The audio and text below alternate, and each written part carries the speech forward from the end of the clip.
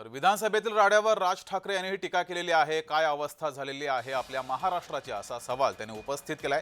कुणाच्या हातामध्ये दिला आहे महाराष्ट्र असंही राज ठाकरे यांनी म्हटलंय।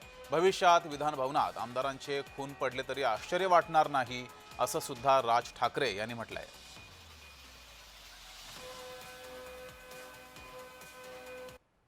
दरम्यान राज ठाकरे यांनी काय म्हटलंय पाहूयात। राड्याचे चित्रफित पाहून खरंच प्रश्न पडलाय, काय अवस्था झाली आहे महाराष्ट्राची असं राज ठाकरे यांनी म्हटलंय। मी मराठी जनतेलाच विचारेन, कोणाच्या हातात दिलाय महाराष्ट्र। मराठी भाषेसाठी, मराठी माणसाच्या अपमानासाठी मनसैनिकांनी हात उचलला तर त्यांच्यावर, आमच्या पक्षावर तुटून पडणारे आता कुठे लपून बसलेत। जेव्हा मराठी भाषेचा द्वेष करणाऱ्यांना मनसैनिक दणका देतो तेव्हा मला अभिमान वाटतो। अचूक आकडेवारी जरी माझ्याकडे नसली तरी जुन्या अंदाजानुसार अधिवेशनाच्या एका दिवसाचा खर्च किमान 1.5 ते 2 कोटी रुपये असतो।